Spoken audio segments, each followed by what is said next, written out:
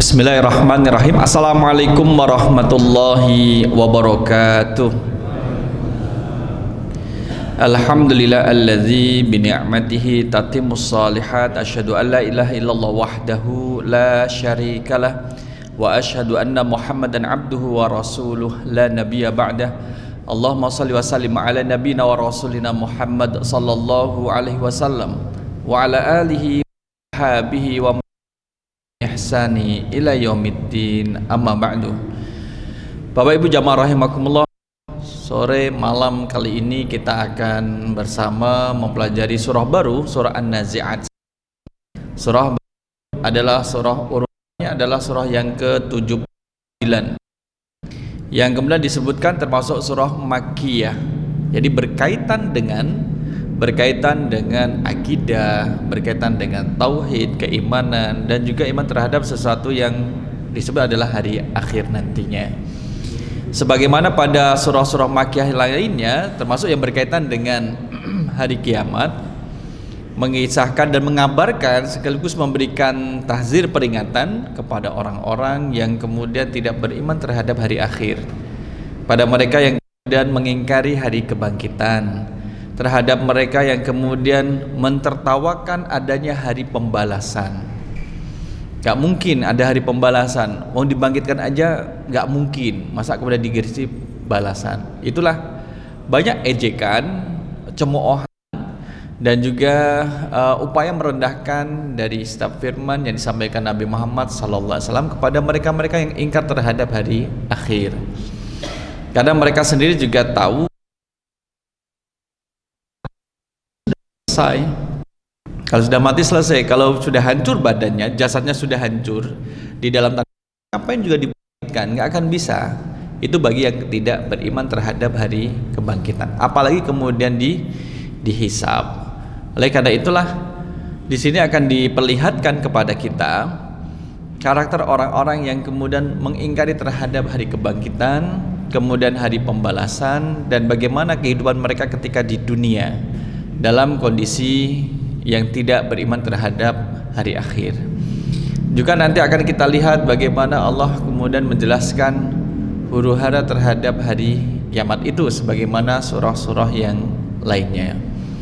Nah, jamaah rahimakumullah, surah An-Nazi'at yang kalau kita lihat seperti An-Nazi'at adalah malaikat yang mencabut nyawa. An-Nazi'at itu kemudian disebut dengan surah An-Nazi'at liftitahiha bil qasam ilahi bin nazi'at. Allah itu kalau membuka ayat surah dengan ayat arti adalah dengan sumpah demi, maka nanti ada yang disumpahi. Yang disumpahi itu Allah menyampaikan sesuatu yang disumpahi dengan sumpah, berarti harus betul-betul kita perhatikan apa yang disumpahi oleh Allah. Berarti sangat penting bagi, dan tidak sedikit mereka yang ingkar terhadap apa yang Allah sumpahi itu. Maka di sini mengambil tahu, mengambil maklum apa yang kemudian Allah sumpahi. Maka Allah memulai dengan sumpah. Bayangkan kalau kita pikir ya, Allah, setiap firman Allah itu kan benar adanya, tapi kemudian di sini menggunakan sumpah. Berarti hanya sedikit mereka orang-orang yang kemudian beriman terhadap apa yang Allah sumpahi, dan banyak orang-orang yang ingkar terhadap apa yang Allah sumpahi. An-Nazi'at sendiri adalah wahumul malaikatul ladzina yanzi'una arwaha bani Adam, para malaikat yang mencabut nyawa, mencabut ruh dari Bani Adam. Bapak Ibu jamaah rahimakumullah, yas'alunaka 'anir ruh, kalau ditanya terkait dengan ruh, kita tidak tahu ruh itu seperti apa. Qulir ruh min indi rabbi. Jadi ruh itu ada di sisi Allah. Bahkan Nabi Muhammad pun kemudian tidak bisa menjawab. Maka dibacakanlah ayat Al-Qur'anul Karim. Kalau misalnya sampai dibahas, Bapak Ibu pernah dengar istilah ruh gentayangan? Gentayangan kesana kemari gitu ruhnya. Dalam kajian kami tidak ada namanya ruh gentayangan. Ruh gentayangan nggak ada.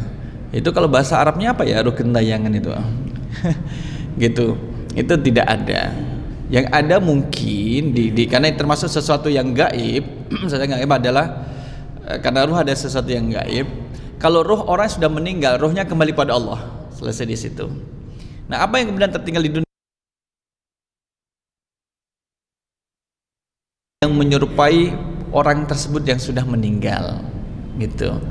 Yang menyerupai orang yang sudah meninggal. Dan makhluk lain itu adalah jin, gitu. Jin itu yang menyerupai, jin yang kemudian biasanya menyertai orang tersebut dan kemudian mengetahui karakteristiknya, gitu. Nah, seperti itu. Jadi tidak ada namanya ruh gentayangan.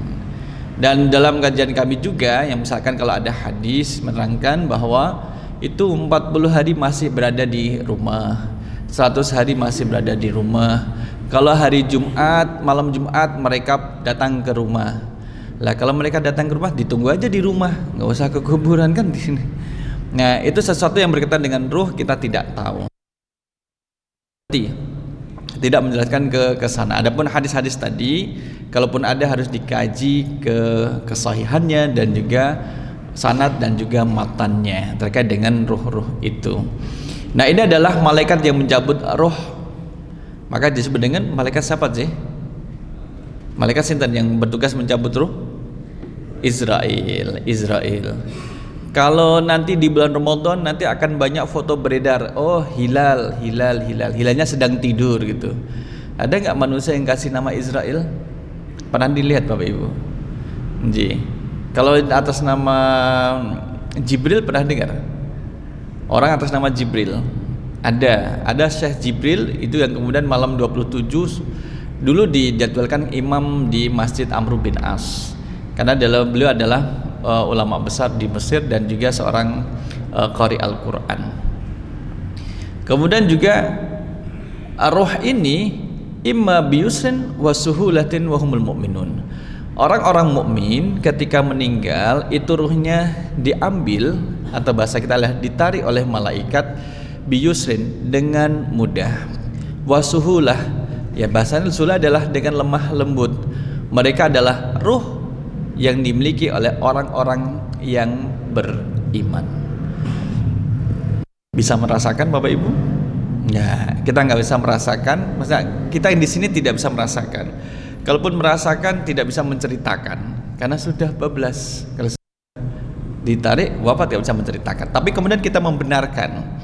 Nanti kita lihat dalam surah Fussilat yang kemudian ayat yang ke-10 bagaimana Allah kemudian memerintahkan pada malaikat untuk menyambut nyawa orang yang beriman. Wa imma bi usrin wa syiddatin. Ada kalanya roh itu ditarik dengan susah payah, maksudnya adalah dengan keras. Tarik dengan menyakitkan, diogrok, dimasukkan lagi, kemudian diogrok lagi. Kalau misalnya menggunakan ilustrasi yang tidak mendekati nggih, Bapak Ibu. Seekor ikan kemudian dengan durinya itu ditarik, Pak. Durinya ditarik, dilepaskan dari dagingnya, ditarik ke atas, kemudian setelah ditarik dimasukkan lagi, serok gitu. Itu dengan keras. Jadi mungkin akan berdampak mengeluarkan suara-suara yang mengerikan dari anak Adam ini, dari manusia ini. Wahumul kuffar, mereka adalah orang-orang kafir. Tadi saya sampaikan di dalam surah Fussilat, ayatnya adalah ayat yang ke-30.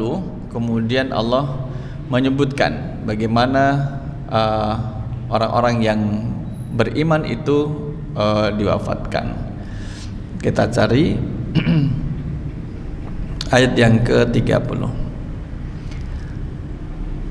A'udzu billahi minasyaitonir rajim.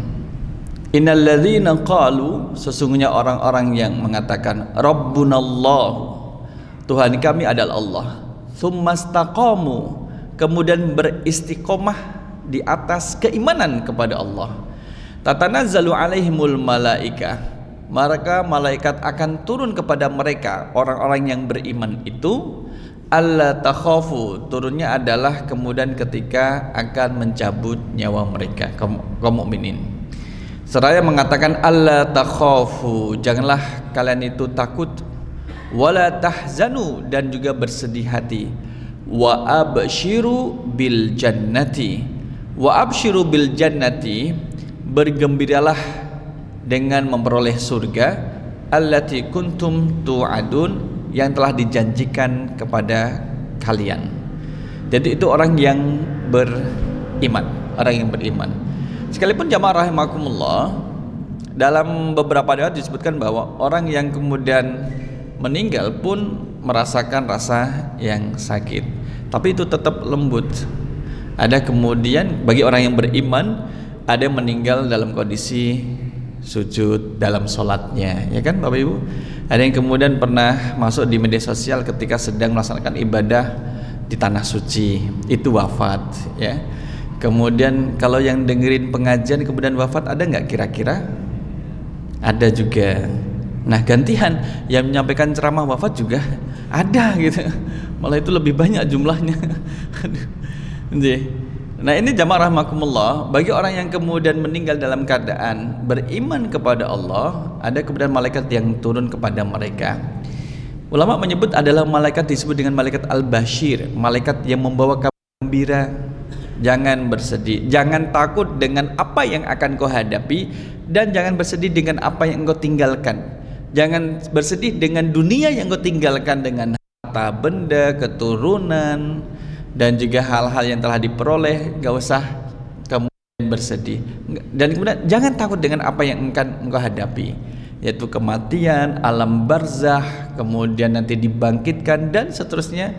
Jangan kemudian takut. Wa absyiru, berbahagialah. Jadi kemudian dihibur bil jannat, dengan surga yang telah dijanjikan. Maka kenapa kemudian orang mukmin ada yang meninggal dalam kondisi tersenyum? Hadis menyebutkan Allah perlihatkan tempat kembalinya di akhirat nantinya. Bahkan diperlihatkan tempat kembalinya di surga. Ini tempatmu di surga di sini, sehingga kemudian menjadi bahagia. Dan orang tersenyum ketika meninggal tidak bisa dibuat-buat Bapak Ibu. Ayo guyu, disuruh tertawa, biar nanti nggak bisa. Itu amal perbuatan yang kemudian membimbingnya, jadi dipengaruhi oleh amal dan juga perbuatan masing-masing. Nah, ayat 30 surah Fussilat ini menjelaskan kemudian kita harus menjaga keimanan kita. Wala tamutunna illa wa antum muslimun. Janganlah kalian meninggal kecuali dalam kondisi berislam, yaitu berserah pada Allah. Wabi ay ardin tamud, dan kemudian kita tidak tahu kita itu akan meninggal di mana. Kita tidak tahu kita akan meninggal di mana, dan tempatnya kita tidak tahu, waktunya kapan meninggal kita tidak tahu, dalam kondisi apa kita meninggal juga tidak tahu, disebabkan dengan apapun kita tidak tahu. Tapi kita yakin bahwa kita semua pasti akan meninggal, dan sebaik-baik permintaan ketika meninggal dalam keadaan husnul khotimah. Semoga kita diwafatkan dalam kondisi husnul khotimah, amin ya rabbal alamin. Nah Bapak Ibu jamaah rahimakumullah, kembali pada surah An-Nazi'at ini adalah gambaran ini, dimulai dengan bagaimana kematian seseorang, bahwa seseorang itu meninggal ketika ruhnya dicabut. Maka termasuk perintah Allah adalah kepada malaikat Israel untuk menyabut nyawa setiap hamba Allah sesuai dengan ajal yang telah ditentukan. Karena itu ada haknya Allah, mencabut nyawa itu haknya Allah. Kalau ada orang yang melakukan pembunuhan dan menghilangkan nyawa orang lain dengan cara yang tidak dibenarkan, maka pelakunya telah mengambil haknya Allah, dan kemudian diancam dengan neraka di dalamnya, kekal di dalamnya pelakunya. Tapi kemudian ada yang disebut dengan qatlul amdi, orang melakukan perbuatan tidak sengaja menyebabkan kematian pada orang lain. Ada qatlul amdi, kematian sengaja, ada qatlul ghairil amdi, tanpa kesengajaan. Kalau yang misalkan pembunuhan berencana itu sengaja. Kalau tidak terencanakan, ya tidak ada niat membunuh. Lempar mangga nggak tahu, kemudian batu yang dipakai melempar mangga kena orang, nggak ada niat. Qadarullah kemudian menyebabkan kematian. Ada kemudian eksekutor dalam hukuman mati. Itu eksekutornya tidak dikenai hukuman karena dia melaksanakan putusan dari mahkamah atau dari pengadilan. Ya, dari pengadilan. Nah, kalau misalkan ada orang balas dendam, nyawa dibalas oleh nyawa, nah, itu malah jadi pembunuhan nantinya. Maka yang balas bukan perorangan, tetapi kemudian melalui hukum yang berlaku di negara tersebut, melalui eksekusi dan seterusnya. Jamaah rahimakumullah, maka kalau kita lihat mashtamalat alaihi suratu, Kandungan dari surah An-Nazi'at ini, karena temanya adalah berkaitan dengan surah Makkiyah, sama seperti surah Makkiyah pada umumnya, allati tahtamu bi usulil aqidah minat tauhid wan nubuwati wal ba'thi. Jadi memperhatikan beberapa hal terkait dengan usul akidah, pokok-pokok akidah. Ada keesaan tauhid, ada kenabian, dan juga al-ba'tsu adalah kebangkitan dari kematian itu. Nanti Bapak Ibu jamaah rahimakumullah. Ini yang kemudian disampaikan dalam surah An-Nazi'at. Kalau dilihat dari awal ayatnya, ayat 1 sampai ayat 5 itu berkaitan dengan sumpah. Allah bersumpah dengan malaikat. Allati tanza'ul arwaha minal ajzazi li isbatil ba'thi. Jadi Allah mau menerangkan kepada manusia yang tidak beriman kepada Allah, tidak beriman terhadap hari kebangkitan. Ini loh, kalian perhatikan. Jadi bahasanya adalah Allah itu mudah untuk mematikan kalian semua, maka Allah juga mudah untuk membangkitkan kalian semua. Allah juga mudah menciptakan kalian dari ketiadaan menjadi ada, itu mudah. Tidak bisa bagi Allah, mudah bagi mengadakan sesuatu yang tiada, mudah bagi Allah untuk menciptakan kalian, dan mudah bagi Allah untuk membangkitkan kalian wahai anak Adam. Itu kemudian dimulai dengan sumpah wan nazi'ati gharqa wan nasyitati nashta sampai ayat yang ke-5. Nah, yang disumpahi nantinya disampaikan wal muqassamu alaihi mahdzuf wa huwa. Itu tidak disebutkan. La tub'atsunna, pasti benar-benar kalian itu akan dibangkitkan. Nah, la tub'atsunna sendiri maknanya sudah makna yang keras. La tub'atsunna, sungguh benar-benar kalian akan dibangkitkan. Itu misalkan tidak ada yang terlewat, sebagaimana kita sampaikan sebelumnya, nggak ada orang terlewat. Loh, si fulan mana? Oh iya, nggak ada ya, dicari-cari nggak ada di akhirat. Apa dia terselip nggak dibangkitkan ya? Tidak mungkin. Semua akan dibangkitkan semuanya, baik manusia yang meninggalnya diketahui oleh manusia lain, atau manusia yang meninggalnya tidak diketahui oleh siapapun, itu akan dibangkitkan oleh Allah. Baik mereka yang kemudian setelah meninggal dimakamkan atau dikuburkan, atau yang tidak dikuburkan. Baik kemudian mereka yang meninggalnya jauh waktu sebelum kiamat, atau yang mendekati hari kiamat, semua akan dibangkitkan. Ya, termasuk juga anak-anak pun akan dibangkitkan. Yang pernah lahir di dunia ini, pernah hidup di dunia ini, itu akan dibangkitkan sesuai dengan amalnya masing-masing dan sesuai dengan ketentuannya masing-masing. Bapak Ibu jamaah rahimakumullah, maka kita tidak tahu di akhir pembahasan kita surah Abasa kemarin, yang minggu yang lalu kita sampaikan bahwa semua yang dibangkitkan dalam keadaan tidak menggunakan busana, dan tidak ada yang ngurusin masalah dia orang itu tidak pakai busana. Saking kemudian mencekamnya waktu itu, sehingga tidak kemudian mengomentari orang lain, lebih memikirkan dirinya sendiri. Beruntung enggak, selamat tidak, berhasil tidak, kemudian surga tidak. Itu yang kemudian yang menjadi pikiran masing-masing. La tub'atsunna lidilalati ma ba'dahu alaihi min dzikril qiyamah. Jadi ada kata yang dihapus menurut ulama, maksudnya dihapus ini adalah makna yang dimaksud setiap dari manusia pasti akan dibangkitkan. Dari mana? Yauma tarjufur rajifah tasbauhar radifah. Nanti ada tiupan sangkakala. Di akhir surah Abasa kemarin jamaah rahimakumullah kita sampaikan itu adalah tiupan sangkakala yang kedua. Yang kedua yaitu dibangkitkan, itu kan kedua. Tiupan sangkakala yang pertama adalah menghancurkan kullu man 'alaiha fan. Semua yang ada di atas bumi alam raya ini semua akan binasa. Kemudian ditiuplah yang kedua akan membangkitkan manusia yang binasa, kemudian akan bangkit kembali dan ditempatkan di tempat yang bukan seperti tempat semula, tempat yang baru. Dengan mengingat kematian, mohon maaf Bapak Ibu, mengingat kematian atau mempersiapkan kematiannya kita. Kemudian peristiwa terjadi setelah kematian, kemudian kebangkitan dan juga hari pembalasan, perhitungan amal. Itu menjadikan kita harus lebih berhati-hati dalam menyikapi kehidupan ini. Kalaupun ngeyel, ya ingat, apa sih ngeyel, apa yang dieyelin, toh nanti juga kita akan mati, ya kan? Toh kita akan meninggal. Kalaupun misalkan menunjukkan kewibawaannya, apa sih yang mau dibanggakan? Kalau sudah mati kan sudah selesai. Orang takziah mengenang kematian kita berapa hari Bapak Ibu? Kalau sudah meninggal dikenang berapa hari toh? Orang masih ingat kita itu berapa hari lamanya? Mungkin 3 hari masih ingat, oh iya bapak ini sudah wafat. Seminggu masih ingat, iya bapak ini, ibu ini sudah wafat. Sebulan, lebaran berikutnya ya enggak lagi, enggak disebut lagi. Kita enggak disebut lagi. Mungkin dari anggota keluarga kita pun ada demikian. Hanya nanti terniang setahun sekali ketika lebaran. Atau kemudian dua kali dalam setahun, ditambah hari raya Idul Adha. Ketika bakar-bakar, iya ya, biasanya ada yang buat sate, sekarang sudah wafat ya. Cuma disebut aja, selesai. Nggak lama, nyebutnya nggak lama, hanya berapa detik, berapa menit, selesai. Artinya perlu kita mempersiapkan diri kita. Nah, persiapan menyambut kematian ini, jamaah rahimakumullah, itu adalah kita yang mengupayakan. Jadi orang lain nggak banyak membantu terkait dengan persiapan kita. Jadi kita harus sadar, saya yang berbuat, saya akan bertanggung jawab, dan saya akan yang menanggung hasilnya nantinya.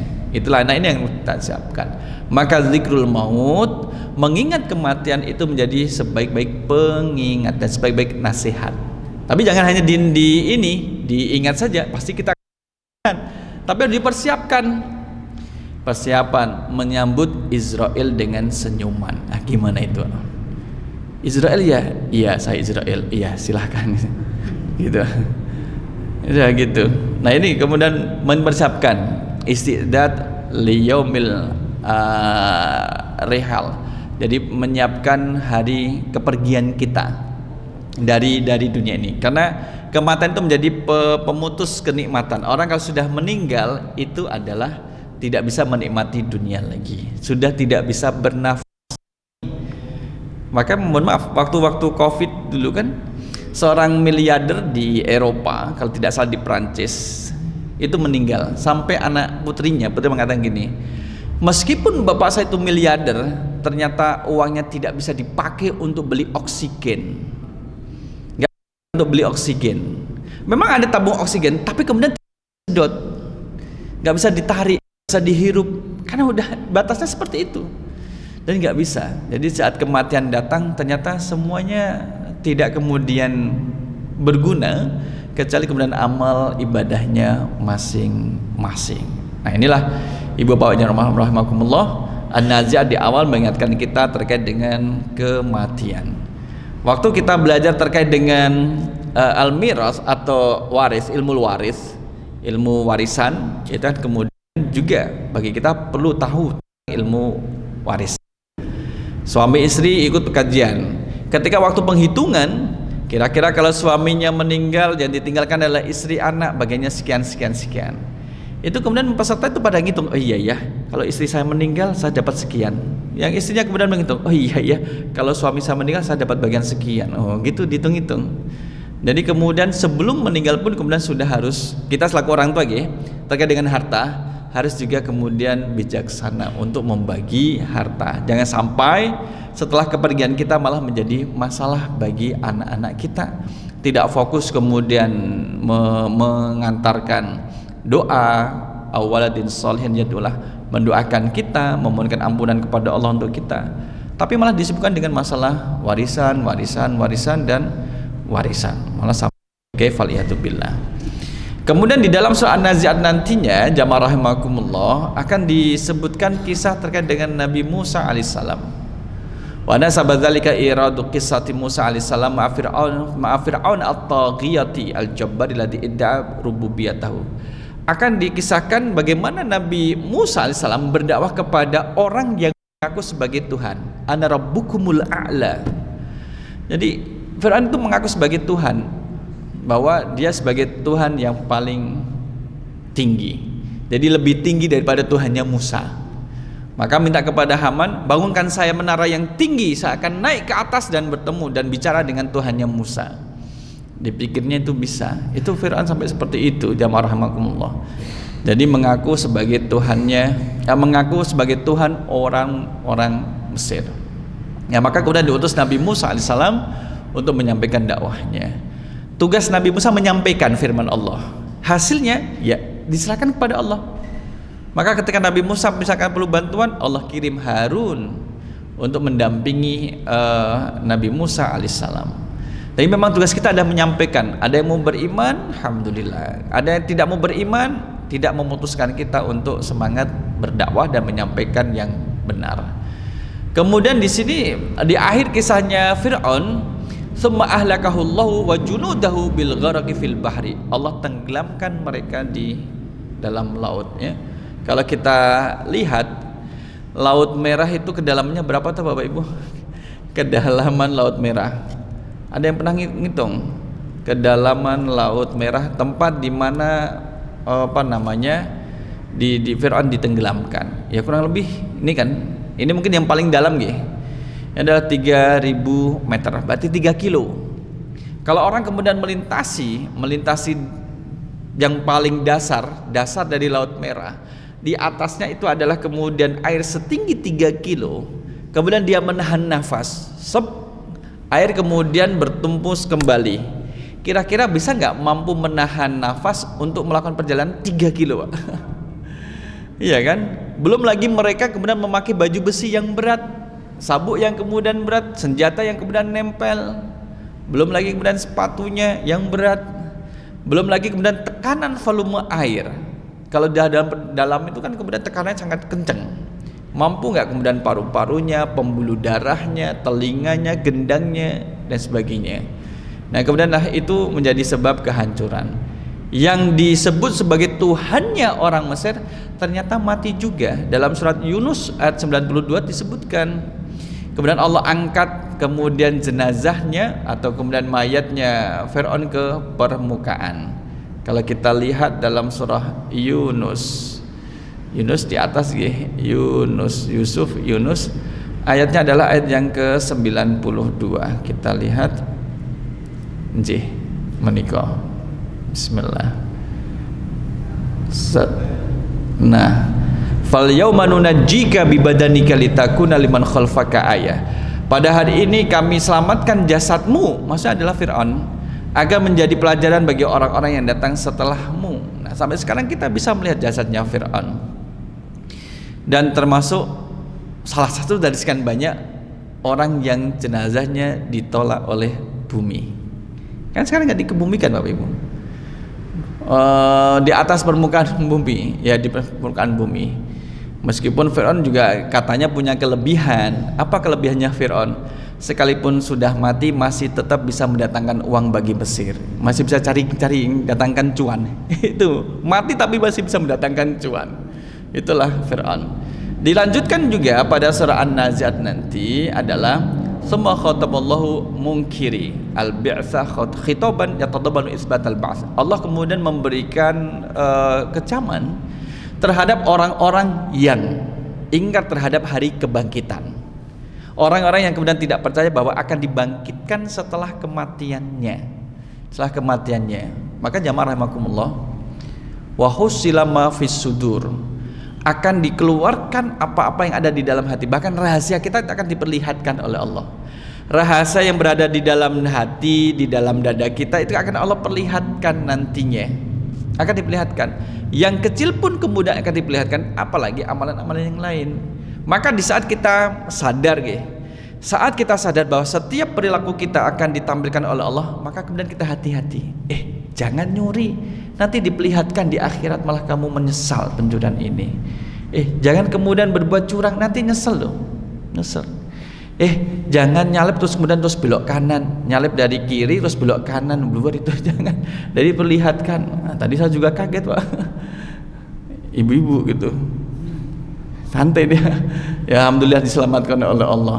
Mak keluar gitu Pak, dari kiri kemudian harus belok kanan. Ya dia pakai rating, lampu senya nyala. Jadi itu pun akan diperlihatkan. Jangan marah-marah, nanti diperlihatkan loh. Jangan keras-keras terhadap keluarga, menggunakan kekerasan, nanti diperlihatkan loh. Jadi kalau kita misalkan mengingat itu dalam setiap saat, setiap waktu, kapanpun kita berada, malu kita akan berhati-hati. Ya. Orang melihat, kamu kok pendiam sih? Ya bukan masalah pendiamnya. Kalau saya tidak bisa berbuat baik, ya jangan melakukan keburukan. Kalau tidak bisa mengajak orang berbuat baik, ya jangan menginformasikan keburukan kepada orang lain. Karena nanti akan diperlihatkan sebagaimana man kana yu'minu billahi wal yaumil akhir falyaqul khairan aw liyasmut. Kalau tidak bisa bicara yang baik ya diam, kalau tidak bisa komentar yang baik ya diam gitu. Nah, ini kemudian mengingatkan kita pada hari kebangkitan nantinya. Maka kemudian harus berhati-hati dalam mengarungi kehidupan, dalam mengisi waktu-waktu yang kemudian Allah berikan kepada kita, yang sedangkan kita tidak tahu sampai kapan waktu kita berada di atas muka bumi ini. Selebihnya nanti kan kemudian di dalam bumi, yaitu dimakamkan. Nah, kemudian di bagian akhir nanti wa khutimatis suratu bibayani ahwali yaumil qiyamah. Akhir surah An-Nazi'at ditutup dengan kondisi huru-hara hari kiamat. Wa qisamun nasi fihil fariqaini. Manusia akan terbagi menjadi dua kelompok. Yang membagi itu bukan karena keinginan dia sendiri, saya mau ikut kelompok sana deh, saya mau kelompok sini. Tidak bisa. Allah yang akan membagi berdasarkan dari amalan-amalannya. Satu adalah as-su'ada, adalah orang-orang yang bahagia, senang. Kedua adalah asyqiya, adalah orang-orang yang kemudian celaka, durhaka. Jadi apa yang akan terjadi di akhirat itu Bapak Ibu sudah diinformasikan oleh Allah ketika kita masih berada di bumi. Kita ini berada di bumi dalam kondisi yang masih bisa memilih mau ke suada atau asyqiya. Walladzi jahadu fina lanahdiyannahum subulana. Siapa yang sungguh-sungguh saya ingin jadi orang yang bahagia di akhirat nanti, saya ingin menjadi orang yang kemudian diridai Allah, itu masih bisa diusahakan ketika kita di dunia Bapak Ibu. Ustaz, tapi kan sudah ditentukan bagian nanti di mana, di surga apa neraka. Walladzi jahadu fina lanahdiyannahum subulana. Kalau kita mau bersungguh-sungguh, kemudian karena kita tidak tahu di mana, maka kita memilih menjadi kelompok yang terbaik, menjadi kelompok ini. Maka di dunia ini Bapak Ibu. Kalau akhirat ya sudah tidak bisa lagi. Sudah ketetapan itu nggak bisa kemudian dirubah. Sudah kita nggak bisa, ya Allah, saya mau memperbaiki amal ibadah saya, ya Allah. Saya mau mengisi majlis taklim, ya Allah. Saya mau memperbaiki ibadah di masjid terus menerus, ya Allah. Sudah tidak bisa lagi. Sudah tidak ada kesempatan itu. Kesempatan untuk kembali di dunia sebagai tempat untuk beribadah sudah ditutup. Kesempatan hanya sekali dan tidak datang kedua kali. Maksudnya tidak dikembalikan lagi ke dunia kalau sudah berada di akhirat. Kalau sudah berada di akhirat nantinya. Nah, inilah wasu'alul musyrikina an miqatis sa'ah. Bagaimana nanti kemudian ada pertanggungjawaban terhadap orang-orang musyrik yang kemudian mereka dulu di dunia tidak beriman pada Allah, kemudian mentertawakan ajaran yang disampaikan Nabi Muhammad SAW, menunjukkan kehebatannya, mampu menghalang-halangi dakwah daripada Islam, akan kemudian dimasukkan dalam kelompok al-asyqiya, orang-orang yang celaka. Jadi memang ada dua kelompok Bapak Ibu jamaah rahmatullah di akhirat, hanya penyebatan berbeda-beda. Ada su'ada sama asyqiya, orang yang bahagia dan kemudian celaka. Ada kelompok kanan dan kiri sama. Ada kemudian ashabul maimanah, ashabul masy'amah sama, dua kanan kiri. Nah, kemudian di dalam surah Al-Kahfi kalau tidak salah ya, itu menjadi tiga kelompok. Ada tiga kelompok. Sebenarnya adalah satu bagian, tapi kemudian dirinci. Siapakah mereka? Kelompok pertama adalah orang-orang yang beriman kepada Allah, wafat pun dalam keadaan beriman, tapi sebelum masa diutusnya Nabi Muhammad SAW. Kelompok kedua adalah kelompok mereka yang wafat dalam keadaan beriman, tapi setelah masa diutusnya Nabi Muhammad SAW sampai hari kiamat nantinya. Dan yang ketiga adalah kelompok yang tidak beriman kepada Allah Subhanahu wa Ta'ala sampai akhir hayatnya, atau waktu meninggal tidak beriman. Jadi tiga kelompok ini kan kemudian yang satu dua menjadi satu kelompok. Mereka adalah orang-orang yang beriman pada Allah, hanya dibedakan oleh waktu. Sebelum Rasul bi'tsatun nubuwah, sebelum kenabian Nabi Muhammad SAW, dan setelah kenabian Nabi Muhammad SAW. Itu yang kemudian tiga pembagian yang ada. Dan mari kita mulai dengan pembahasan yang pertama, sumpah atas terjadinya hari kebangkitan dan kondisi orang-orang musyrik, dan juga bantahan terhadap keingkaran mereka terhadap kebangkitan itu sendiri. Bapak Ibu jamaah rahimakumullah, a'udzubillahi minasyaitonir rajim. Bismillahirrahmanirrahim. Wan nazi'ati gharqa. Wan nazi'ati gharqa, wanya adalah waw sumpah, demi. Maka di sini kemudian dalam kondisi majrur sebenarnya, wan nazi'ati, demi. Nazi' itu adalah bahasanya jebol. Kalau kita narik apa ubi ya Pak, ubi napa yang dijebol niku nggih kan jebol. Jebol ubi niku perlahan-lahan napa sama jebol ngono. Lah dijebol kan harus jebol, tarik kemudian dengan sekencang-kencangnya. Niku napa dengan Bapak lagi ngapain? Niku lagi jebol ubi pohon yang kemudian ubi pohon namanya nggih. Ubi pohon kayak apa? Yang kemudian bentuknya ada ini. Nah, kayak gini, berarti ubi pohon ini nggih. Orang kalau jebol ini kan jebol aja, wus gitu. Kalau pelan-pelan mah nggak nyampe. Sama seperti orang yang kemudian menjebol panen kacang tanah, kan ditarik keras, tarik keras. Tentunya kemudian yang profesional narik ini juga ya bisa lah. Semuanya masih utuh, masih nempel kayak gini. Nah, an-nazi' itu adalah orang yang menarik, wus gitu. Kalau kita narik nopo? Nah, bahasa saya itu kayak ngogleng mesin diesel. Nanti Bapak Ibu. Yang tapi pakai ini Pak, pakai tali. Talinya dilipat-lipatkan, kemudian terus ditarik, bus gitu. Ada yang nariknya pelan-pelan, kira-kira nyala nggak? Masa ngogleng mesin diesel diesel air misalkan, ngogleng, nah kayak gini. Ini kan kalau misalkan mau ngogleng ceklek paling mungkin ini yang kemudian bisa ya pompa air kan, kemudian diuter-uter baru kemudian ditarik, nariknya kan harus kenceng. Kalau nggak kenceng kan kemudian nggak bisa nyala Bapak Ibu. Ini sudah nyala dia sudah nyala. Tadi diogleng, ditarik. Itu kalau menarik sekuat itu. Jadi nggak bisa kemudian lembut, nggak bisa. Sama seperti orang kemudian yang jebol ubi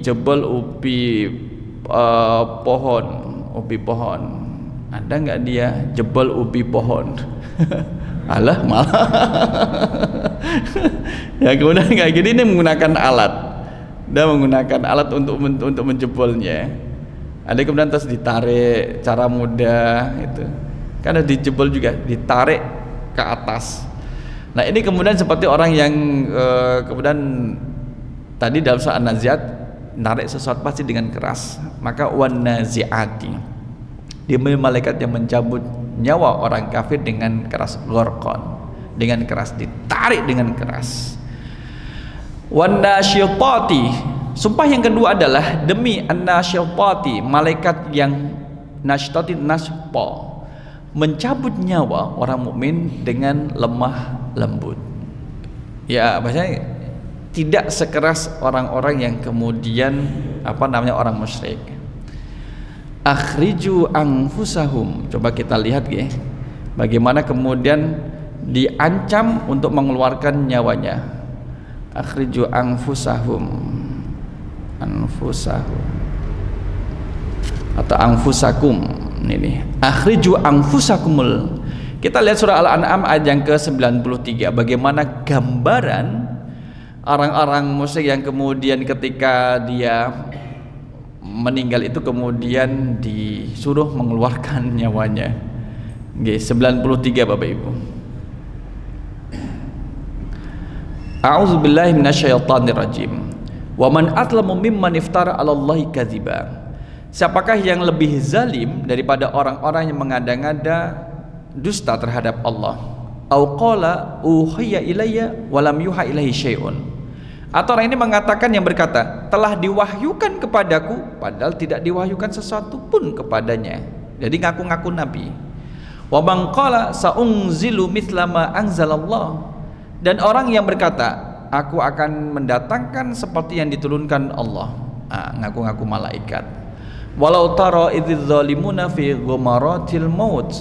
Seandainya saja engkau melihat pada waktu orang-orang zalim itu berada dalam kesakitan sakratul maut, wal malaikatu basitu aidihim, sedangkan para malaikat memukul mereka dengan tangannya sambil berkata, dipukul oleh malaikat, akhriju anfusakum, keluarkanlah nyawamu, dipukul dan keluarkanlah nyawamu.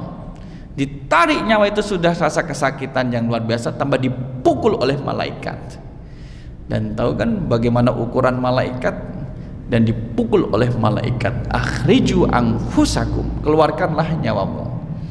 Al yauma tujzauna adzabal huni bima kuntum taqulun, pada hari ini kamu akan dibalas dengan azab yang sangat menghinakan karena kamu mengatakan kepada Allah perkataan yang tidak benar. Alallahi ghairal haq wa kuntum an ayatihi tastakbirun, dan karena kamu menyombongkan diri terhadap ayat-ayatnya. Dipukul oleh malaikat, kemudian dikatakan akhriju anfusakum, betapa menyakitkannya, keluarkanlah nyawamu. Berarti kan banyak kayak diogrok-ogrok, tarik masukkan lagi, tarik masukkan lagi. Jadi kesakitannya luar biasa. Ada beberapa di media sosial video, misalkan orang kalau duduk kemudian lihat ke atas, tahu-tahu nanti kemudian dia jatuh, Bapak Ibu, kondisi sakratul maut. Dia melihat sesuatu yang tidak dilihat oleh orang lain. Saat orang sakratul maut melihat yang tidak terlihat, loh, melihat yang tidak terlihat, tulisannya malah Arab kabeh. Bisa baca nggak ini? Oh, nggak bisa baca dia. Saat orang sakratul maut, sakratul maut. Jadi apa yang kemudian yang dilihat? Apa yang dilihat? Kan ada yang melihat, lihat gitu, tahu-tahu kemudian terus jatuh. Ada yang jatuh, melihat sesuatu, yang melihat kedatangan malaikat maut yang mencabut nyawanya. Tapi kemudian di dapur juga ada teman yang sedang apa namanya, di dapur, kan dapurnya besar, kerjanya memang di dapur. Kemudian melihat sesuatu yang kemudian dilihat, dia lihat ke atas terus, tahu-tahu berdiri lihat ke atas, atas. Jadi temannya kemudian terus panik, ini apakah dia sakratul maut? Tapi kondisinya sehat. Ya sudah pada panik, ternyata lihat ke atas terus gitu, ternyata mau bersin. Mau bersin dia mau bersin. Nah, inilah kondisi sakratul maut yang kemudian kita persiapkan dengan sebaik-baiknya, dan kita akan melewati masa ini, Bapak Ibu, ya. Jadi harus dipersiapkan, bukan hanya yang sepuh, yang muda. Kalau yang sepuh insya Allah sudah siap, yang muda ini yang kadang kemudian mohon maaf agak terlena. Saya kan masih muda, masih kuat, karir saya belum stok, belum sampai akhir, belum final, saya masih mau berkarir. Itu yang kemudian harus dipersiapkan. Ya kalau kita orang tua, ya memasukkan materi ini kepada anak-anak, tapi dengan cara yang halus, ya, dengan cara yang baik. Tetapi mohon maaf, ada yang kemudian orang yang ketika diajak, yuk persiapan menyambut kematian, nggak usah ngomong kayak gitu, nggak usah ngomong masa kematian, nggak usah. Ada, Pak. Jadi terus gimana? Kita kan akan mati. Iya, tapi nggak usah ngomong kayak mati, nggak usah nakut-nakuti. Bukan nakut-nakuti, kita menyampaikan. Lebih baik kita itu persiapan gitu. Nggak udahlah, saya kan belum ini, belum itu. Kita kan belum ini, belum itu. Iya, emang harus nunggu itu. Saya kan belum siap. Kapan? Oh, siapnya gitu. Siap nggak siap, kalau sudah waktunya, sudah titik wancina, ya juga akan mangkat. Yang ketiga, wasabihati sabaha, demi malaikat yang cepat menunaikan tugasnya dengan mudah. Maka seperti kalau sabah kan kayak seperti awan. Awan sebenarnya Bapak Ibu kalau di atas kan kencang. Kita dengarkan azan terlebih dahulu.